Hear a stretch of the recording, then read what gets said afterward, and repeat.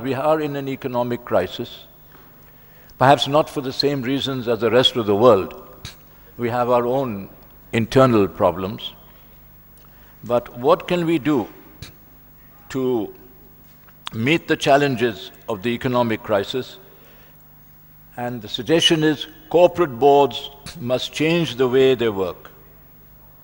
Because in today's circumstances of economic turmoil, they are less able to forecast conditions and face increasing uncertainty.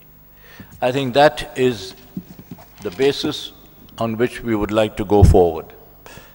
Well, as we have talked about all day about how the companies need to be running, what are the challenges facing the companies, corporate governance is in the eye of the storm. You know, it's a problem, it's a challenge facing the whole of the world, not only Pakistan, the whole of the world. The recent financial crisis, what happens to Lehman Brothers, Merrill Lynch, IGIs, again earlier on, WorldComs of the world, is happened in spite of all the rules, all the regulations, all of those things, and still we have major things happening around the world, you know, in one direction. So there is a need for regulation, there is a need for basic common sense governance, which all of the countries, all of the companies needs to be emphasizing. Again, the basic rules are, you know, must have transparency, you must have again no conflict of interest, perhaps independence of the views, competence on the board. Those are the basic common essence that is expected of all for good governance, and also hold for corporate, you know, governance as well.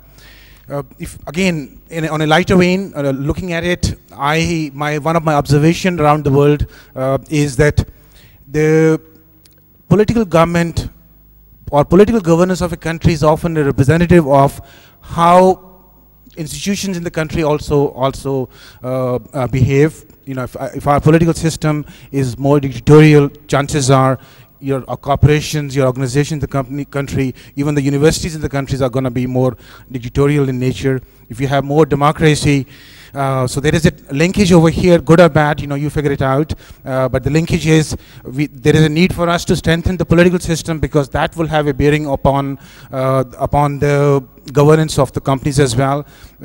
Conflict of interest, independence, those are the good things. All of us needs to be working hard towards building up corporations which have good governance, and then they will result in benefit for the bottom line, also benefit for community, benefit for citizens, benefit for society at large, and everybody will be coming from that is also corporate social responsibility dimension over there.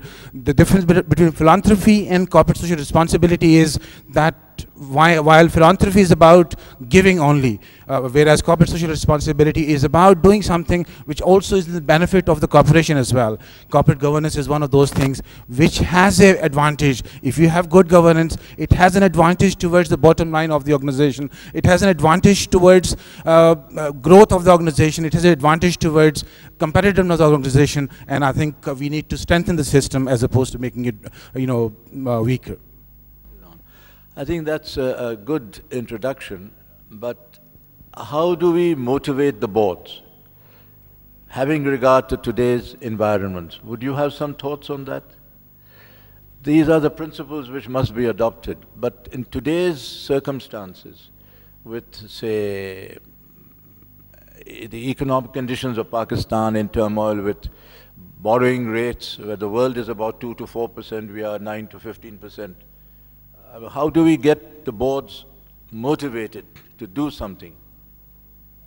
Well, perhaps this is my, you know, personality type. You know, I'm an optimist. I'm a sucker for good news.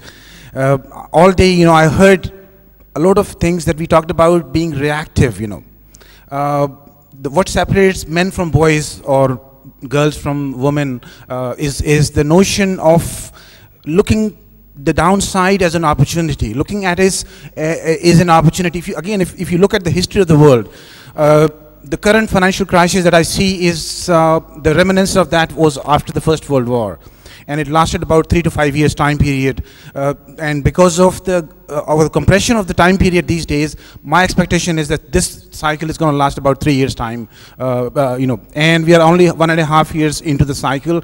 So what happens after a compression is tremendous amount of growth, tremendous amount of pent-up demand, which then translates into a huge demand for the coming in as well. Perhaps we don't have the resources to start new projects right away, but we must be putting our energies in developing a strategy, developing plans for what are we going to do when the demand is going to pick up, and the time probably to do that is now. Again, if we start planning for them now, sure, the challenge is, the interest rates are very high. It is beyond the scope of the corporation, for instance, to do anything about the interest rates. Interest rates have a direct correlation with inflation, and if the inflation has a direct correlation again with the gap, between imports and exports, between the spending and the interest and the tax generation of the country, and unless the gap is reduced, the inflation is not going to go down any place, and unless the inflation goes down, the interest rates are not going to go any place either. Nobody is going to foot in that bill.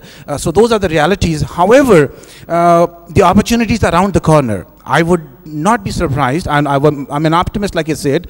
As a business school professor, as a dean of the school, I have to be that way.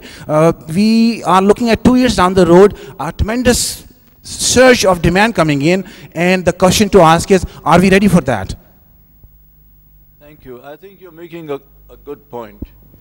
But if I may come to Sarfaraz Saab, we heard about the innovative things you have done, and we heard also a little over half an hour ago that your company is, your group company, shall I say now, is about to take on $1 billion expansion projects in other lines. You yourself, as Engro Foods, have done remarkable achievements in terms of innovation and introduction of products, marketing of products, communicating them to the world. But one of the points made earlier this morning before lunch was the need for developing human resources and nurturing them, motivating them, looking after them in these times of turmoil. Would you care to comment on how your company, as a group, and more particularly you with all the wonderful things you are doing at this moment, which we see from the markets, how did you handle your human resources? I think 4 years ago when we started off, we were 20 people, and today we are 2,700. So obviously we have grown very quickly. My own personal formula in life, I've applied that throughout my executive career, is that teamwork works like magic. You give people ownership, you make them feel that they're doing something important, and that they are the real decision makers, and the passion then just comes through. Somewhere, I think it was Waqar who said that money is one of the least important factor. I agree with him totally.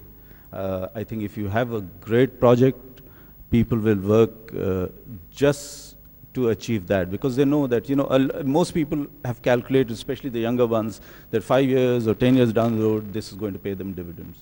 So a lot of people, especially the younger ones, 30 or below 35, seem to work more for the name of the project, for what they're doing, for the value of it.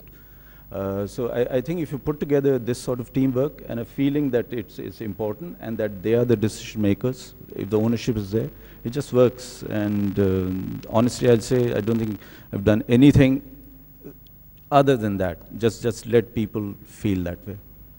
I think that's a very helpful comment, and that's indeed something we can all take note of.